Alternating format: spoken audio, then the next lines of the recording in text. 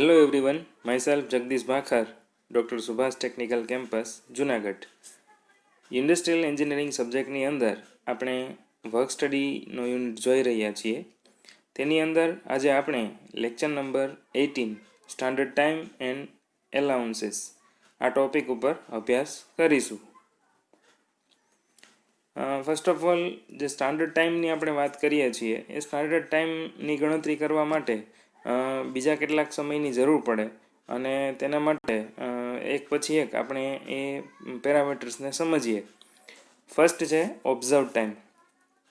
The time it takes an operator to perform a task when being observed for time study purposes. એટલે કે જે operator છે એ એકચ્યુઅલમાં જ્યારે કામ કરશે, કોઈ પણ એક સ્પેસિફિક ટાસ્ક એને જે સોંપવામાં આવેલું છે એ કામ કરતી વખતે જે એકચ્યુઅલ સમય લાગે એ સમયને ઓબ્ઝર્વ કરી અને જે મેળવવામાં આવે તેને ઓબ્ઝર્વ ટાઈમ કહેવાય છે.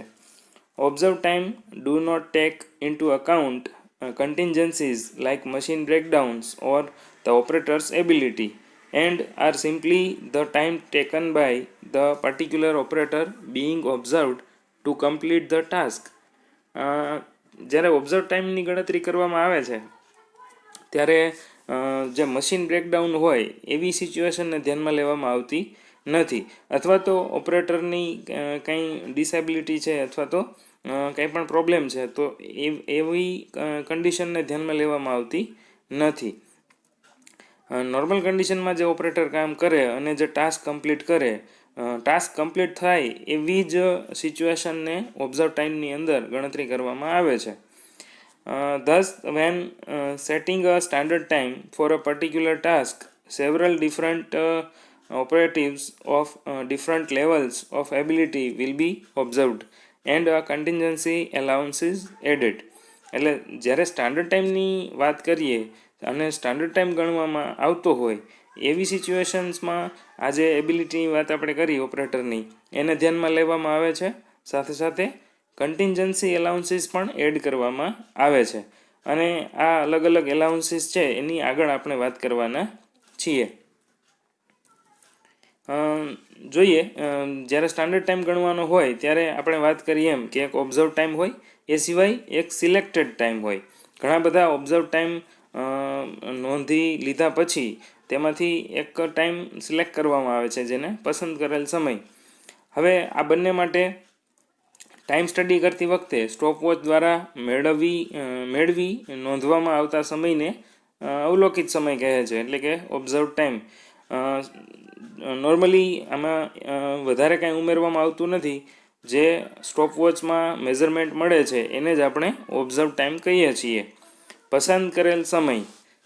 ટાઈમ સ્ટડી કરી નોંધવામાં આવેલ અવલોકિત સમયો પૈકી જે સમયને પસંદ કરીને પ્રમાણિત સમય માનવામાં આવે છે તે સમયને પસંદ કરેલ સમય કહે છે.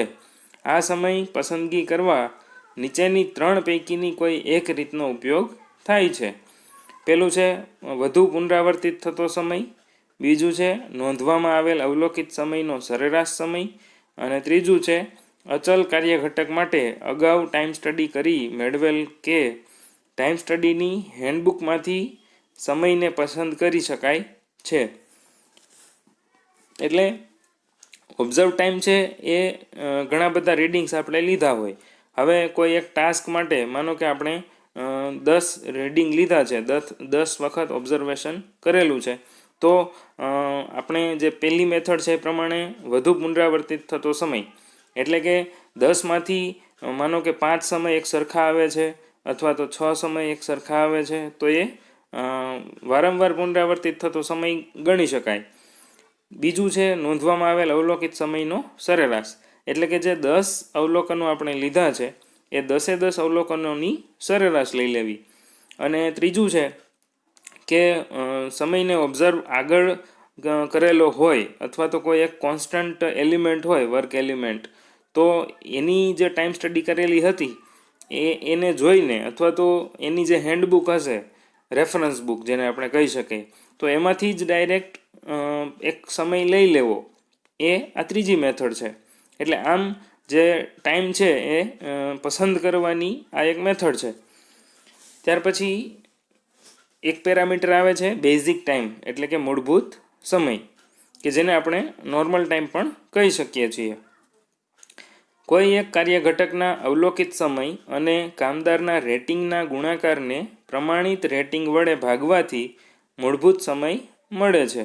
એટલે આપણે સૂત્ર ઉપરથી જોઈ શકીએ છીએ કે ભાઈ મૂળભૂત સમય છે એ કોના ઉપર આધાર રાખે, તો કે અવલોકિત સમય ઉપર. અને અવલોકિત સમય છે એ અવલોકિત રેટિંગના છેદમાં પ્રમાણિત રેટિંગ, એટલે કે આપણે એને એવું કહી શકીએ સ્ટાન્ડર્ડ રેટિંગ.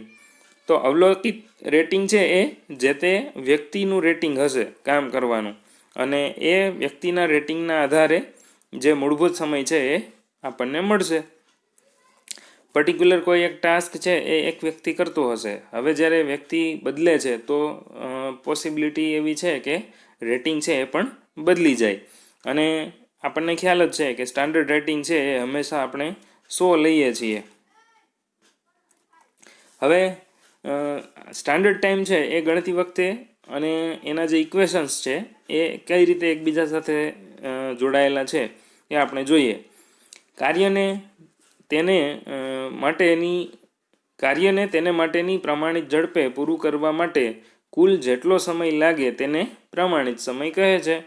અહીંયા ટોટલ ટાઈમ લેવાનો છે કાર્ય પૂરું થયા પછી અને કાર્ય દરમિયાન જે કાંઈ પણ એલાઉન્સીસ આપવાના છે એ બધાને ધ્યાનમાં લઈને. એટલે અહીંયા ડેફિનેશન આપેલી છે, standard time is the total time in which job should be completed at a standard performance. Standard performance એટલે એમાં કોઈ વ્યક્તિનો પોતાનો તીવ્ર ઉત્સાહને ધ્યાનમાં લેવાનો હોતો નથી. એ નોર્મલ જે રીતે કામ કરી શકે છે એ જ રીતે કરવાનું હોય છે, નહીં કે ઝડપથી, નહીં કે વધારે ધીમું. એટલે પ્રમાણિત સમય માટે નીચે એક ગ્રાફ આપેલો છે કે જેની અંદર આપણને અવલોકિત ટાઈમ, રેટિંગ ફેક્ટર, કુલ એલાઉન્સ અને અનિવાર્ય ડીલે, આ 4 પરિબળો ક્રમશઃ આપેલા છે. હવે જ્યારે મૂળભૂત સમયની વાત કરીએ તો મૂળભૂત સમયમાં અવલોકિત ટાઈમ અને એટલે કે ઓબ્ઝર્વ ટાઈમ અને રેટિંગ ફેક્ટર, આ બંને વસ્તુઓ છે એ ધ્યાનમાં લેવામાં આવે છે. આગળ આપણે ઇક્વેશનની અંદર જોયું. ત્યાર પછી જ્યારે સ્ટાન્ડર્ડ ટાઈમ ગણવાનો હોય તો સ્ટાન્ડર્ડ ટાઈમની અંદર જે નોર્મલ ટાઈમ અથવા તો આપણે જેને બેઝિક ટાઈમ કહીએ છીએ, બેઝિક ટાઈમ પ્લસ એલાઉન્સીસ હોય છે, એને આપણે સ્ટાન્ડર્ડ ટાઈમ કહીએ છીએ. અને આ સિવાય જો કોઈ ટાસ્કની અંદર અનિવાર્ય ડીલે ઉમેરવાનું હોય અને એ જરૂરી હોય તો એવા કેસની અંદર જે સ્ટાન્ડર્ડ ટાઈમ છે એની અંદર અનિવાર્ય ડીલે એટલે કે જે અનઅવોઇડેબલ ડીલે છે એ એડ કરવામાં આવે છે. આમ તો એનો ઉપયોગ છે એ બહુ રેર કેસમાં થતો હોય છે. એટલે આ પ્રમાણે આપણું જે સ્ટાન્ડર્ડ ટાઈમ છે એનું ઇક્વેશન બને છે બેઝિક ટાઈમ પ્લસ એલાઉન્સીસ. હવે આ જે અલગ અલગ પ્રકારના એલાઉન્સીસ છે અથવા તો એલાઉન્સ કોને કહેવાય એ આપણે ડિટેલમાં જોઈએ. આગળ આપણે જે પ્રમાણે ગ્રાફ જોયો એ જ ગ્રાફ છે. એની અંદર observe time, rating factor, relaxation allowance અને કન્ટીજન્સી એલાઉન્સીસ, આ બંને અલગ અલગ એલાઉન્સીસ છે એને આપણે ડિટેલમાં હવે સમજીએ. હવે time study allowances. The normal time for an operation does not contain any allowances for the worker. એટલે આગળ આપણે જોયું એ પ્રમાણે કે ભાઈ જ્યારે મૂળભૂત સમયની ગણતરી કરવામાં આવે છે અથવા તો જેને આપણે નોર્મલ સમય કહીએ છીએ તો એની અંદર કોઈ પણ પ્રકારના એલાઉન્સીસ છે એને ધ્યાનમાં લેવામાં આવતા નથી. એ માત્ર ને માત્ર ઓપરેટર જે હોય એ ઓપરેટરે જે કામ કરેલું છે એનો ઓબ્ઝર્વ ટાઈમ હોય અને એ ઓપરેટરનું રેટિંગ ફેક્ટર હોય. It is impossible to work throughout the day even though the most practicable effective method has been developed. એટલે કોઈ પણ વ્યક્તિ છે એ આખો દિવસ એક જ તીવ્રતાથી એક જ ઝડપથી કામ કરી શકે એવી પોસિબિલિટી ખૂબ જ ઓછી છે. એ ઇમ્પોસિબલ કામ છે. એટલે મોસ્ટ પ્રેક્ટિકેબલ અને ઇફેક્ટિવ મેથડથી જ્યારે કોઈ પણ કામ કરવામાં આવે તો એ શક્ય નથી. Even under the best working method situation the job will steel demand the expenditure of human effort and sum allowance must therefore be made for recovery from fatigue and for relaxation. હા, જો કોઈ machine પાસેથી આપણે કામ લેવાનું હોય તો possible છે કે થ્રુ આઉટ ડે એક સરખું પરફોર્મન્સ આપશે, પરંતુ જ્યારે કોઈ માણસ કામ કરે છે તો એવા કેસની અંદર આપણે જોયું એ પ્રમાણે કે સારામાં સારી વર્કિંગ કન્ડિશન હશે, વર્કિંગ મેથડ હશે, સારી સિચ્યુએશન હશે, છતાં પણ જે કામ થાય છે એમાં માણસને જે ફટીગ એટલે કે થાક લાગે છે અને તેને આરામની જરૂર હોય છે, અથવા તો જેને આપણે એવું કહી શકીએ કે ભાઈ કોઈ પણ એક ભારવાળું કામ હોય તો એવા કેસની અંદર તો ખાસ થોડો વચ્ચે વચ્ચે બ્રેક અથવા તો આરામ એ વર્કરને મળવો જોઈએ. એ આરામ છે એ એવું જરૂરી નથી કે ફૂલ રેસ્ટ હોય, પણ પાર્શિયલ રેસ્ટ કહી શકાય. એ થોડી વાર ઊભો રહી શકે અથવા તો થોડી વાર બેસી શકે, એ રીતનો એલાઉન્સ પણ હોઈ શકે છે કે જેને આપણે રિલેક્સેશન કહીએ છીએ. Allowances must also be made to enable the worker to attend to his personal needs. The allowances are categorized as relaxation allowances, variable allowances, interference allowances, contingency allowances and policy allowances. એટલે આ રીતે અલગ અલગ પ્રકારના જે allowances છે એ categorise કરવામાં આવેલા છે, અને આની અંદર કેટલીક બાબતો છે એને ધ્યાનમાં લેવામાં આવે છે. એ આપણે એક પછી એક જોઈએ. એટલે આપણે જોયું આગળ એ પ્રમાણે જે એલાઉન્સીસ છે એ કેવી રીતે આપવામાં આવે છે, તો કે એ વ્યક્તિગત જે પર્સનલ નીડ છે, વ્યક્તિની પર્સનલ જરૂરિયાતો છે એને ધ્યાનમાં લઈ અને એલાઉન્સીસ આપવામાં આવે છે. આ બધા જ એલાઉન્સીસ છે એ વર્કિંગ એન્વાયરમેન્ટ કઈ રીતનું છે, વર્કિંગ મેથડ, સિચ્યુએશન કેવી છે, જે તે વ્યક્તિ છે એ કેટલો કેપેબલ છે, સ્ત્રી હોય તો એના માટેના એલાઉન્સીસ અલગ હોય, પુરુષના એલાઉન્સીસ અલગ હોય, એક ઉંમર કરતાં નાની એજના વ્યક્તિ માટે એલાઉન્સીસ છે અલગ હોય છે. એટલે આ રીતે અલગ અલગ આ રીતે એલાઉન્સીસ છે આપવામાં આવે છે. ફર્સ્ટ છે relaxation allowances. Relaxation allowances are calculated so as to allow the worker to recover from fatigue. એટલે જે થાક લાગે છે એ થાકમાંથી જે તે વ્યક્તિને બહાર કાઢવા માટે અથવા તો આરામ માટે રિલેક્સેશન એલાઉન્સીસ છે એ આપવામાં આવે છે. Relaxation allowances is a addition to the basic time intended to provide the worker with the opportunity to recover from the physiological and psychological effects of carrying out specified work under specified conditions and to allow attention to personal needs. The amount of allowance will depend on nature of the job. એટલે આપણે વાત કરીએ એ પ્રમાણે જે relaxation allowance છે એ basic ટાઈમના રેફરન્સમાં આપવામાં આવે છે. એટલે કે જેટલો બેઝિક ટાઈમ હોય એની અંદર અમુક પર્સન્ટેજ એ રિલેક્સેશન એલાઉન્સ છે એ આપી દેવામાં આવે છે. હવે આ શા માટે આપી દેવામાં આવે છે, તો કે જે તે વર્કર છે એ કોઈ કામ કરે છે તો એ કામની જે કામ કરવાની એની જે કેપેસિટી છે એ જળવાઈ રહે, એને શારીરિક અને માનસિક જે કાંઈ એફર્ટ આપે છે એ એફર્ટની અંદર થોડો આરામ મળે, અને પોતાની જે કંઈ પર્સનલ જરૂરિયાતો હોય, વોશરૂમ જવું અથવા તો ફ્રેશ થવું, પાણી પીવું, આ રીતે ટૂંકમાં એની જે પર્સનલ નીડ છે એ પૂરી કરવા માટે આ રીતે રિલેક્સેશન એલાઉન્સ છે આપવામાં આવે છે. અને કેવા પ્રકારનું જોબ છે, કેવા પ્રકારનું કામ છે એના ઉપર પણ આ એલાઉન્સ છે આધાર રાખે છે કેટલો આપવો એ. હવે જનરલી રિલેક્સેશન એલાઉન્સ છે તે બે પ્રકારના છે, એક ફિક્સ્ડ એલાઉન્સીસ એન્ડ બીજું છે વેરિયેબલ એલાઉન્સીસ. હવે ફિક્સ એલાઉન્સ ની અંદર પર્સનલ નીડ એલાઉન્સ અને બીજું છે એલાઉન્સીસ ફોર બેઝિક ફટીગ. વારાફરતી જોઈએ બંને. Personal needs allowance, it is intended to compensate the operator for the time necessary to leave the workplace to attend to personal needs like drinking water, smoking, washing hands, women require longer personal allowance than men. A fair personal allowance is 5% for men and 7% for women. એટલે આગળ આપણે વાત કરીએ એ પ્રમાણે કે ભાઈ કોઈને સ્મોકિંગની ટેવ છે તો એના માટે એલાઉન્સ છે એ ધ્યાનમાં લેવામાં આવતું હોય છે. વોશિંગ હેન્ડ્સ, ડ્રિંકિંગ વોટર, આ રીતના કામ માટે આ એલાઉન્સ છે આપવામાં આવે છે. જનરલી પુરુષ માટે 5%નું એલાઉન્સ અને સ્ત્રીઓ માટે 7%નું એલાઉન્સ છે આપવામાં આવે છે.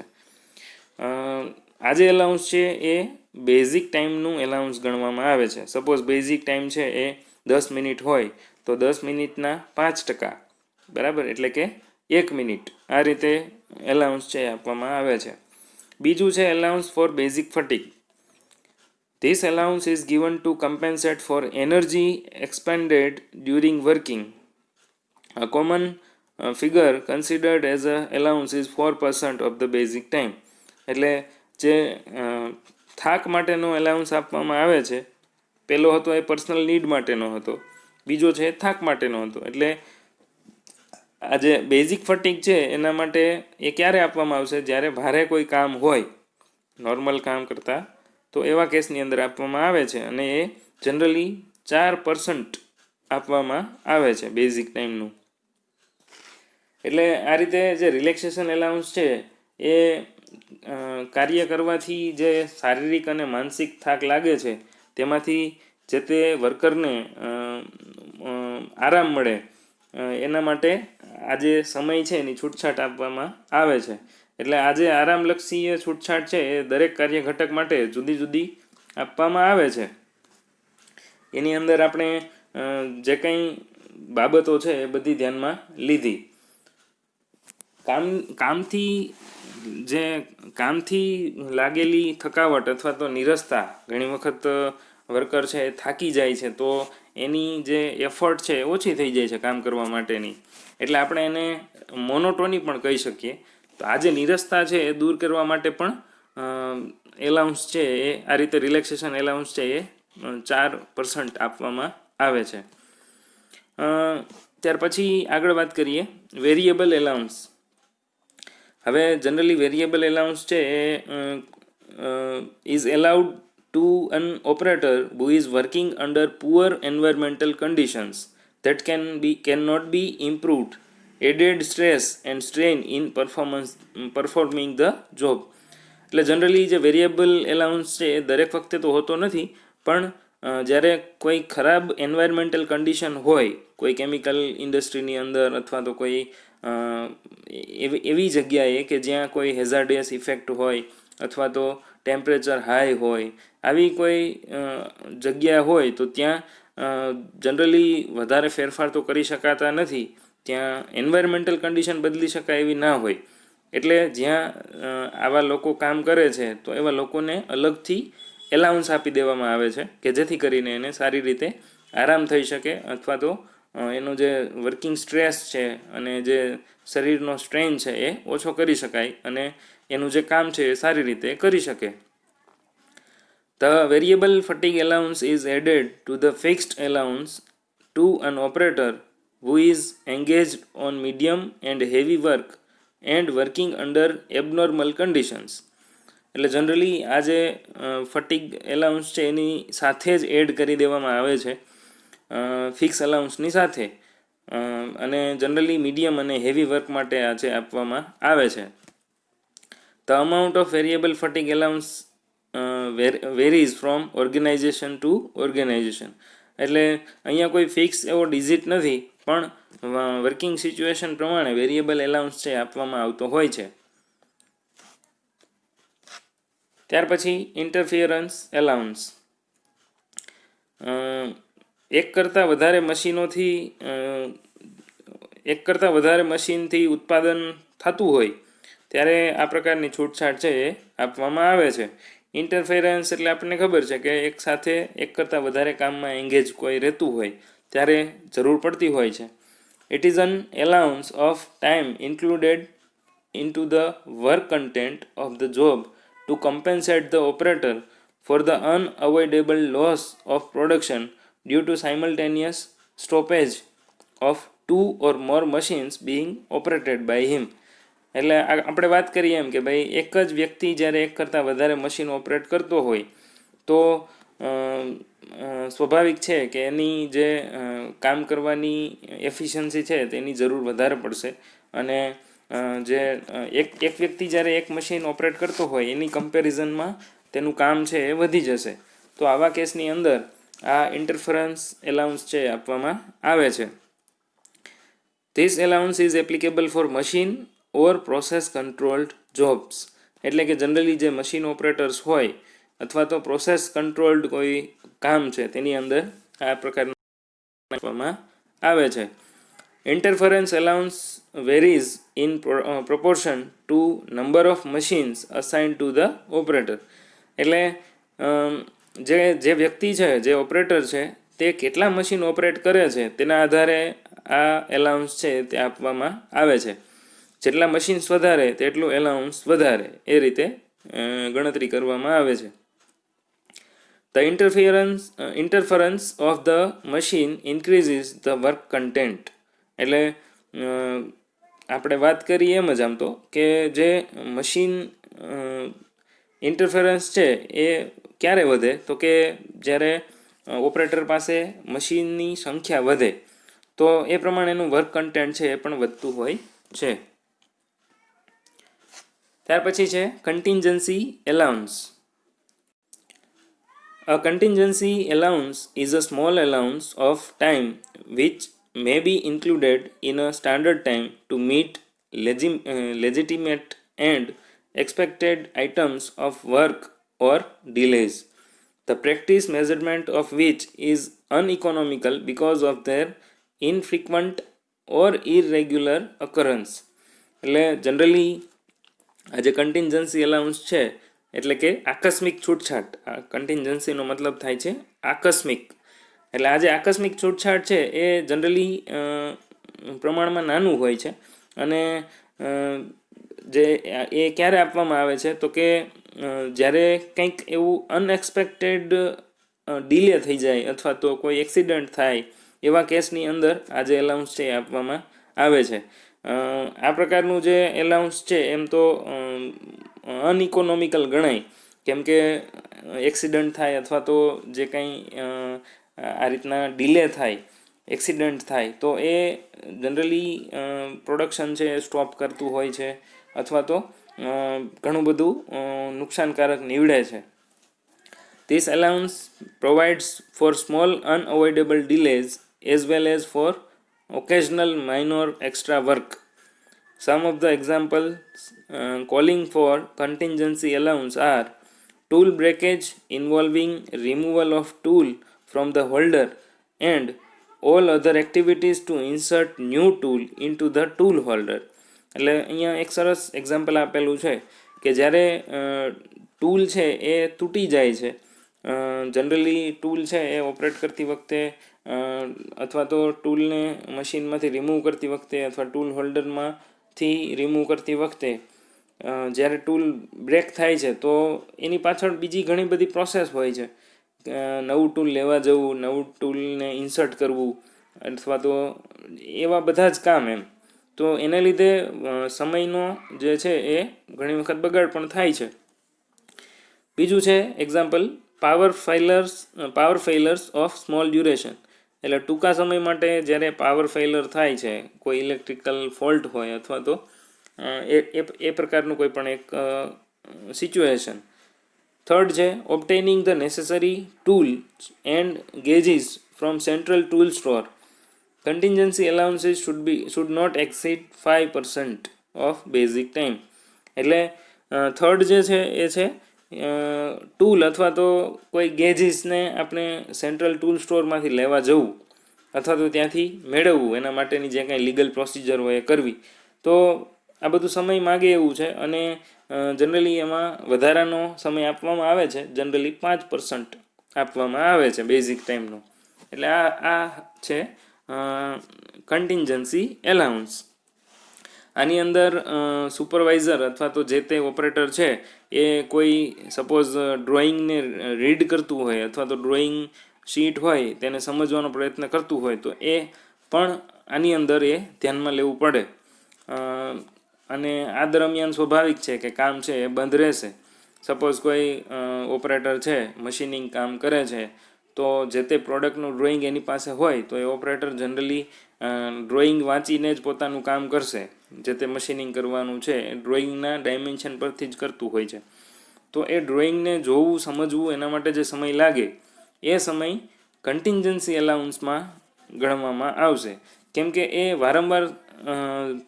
વારંવાર સમય નહીં જોઈએ. એક પ્રોડક્ટ માટે સપોઝ 1 વાર 2 વાર વધીને 3 વાર એ અલગથી સમય છે એને જોઈશે. એટલે આપણે એને આકસ્મિક સમય અથવા તો આકસ્મિક છૂટછાટમાં આપણે એને મૂકી શકીએ. ત્યાર પછી પોલિસી એલાઉન્સ.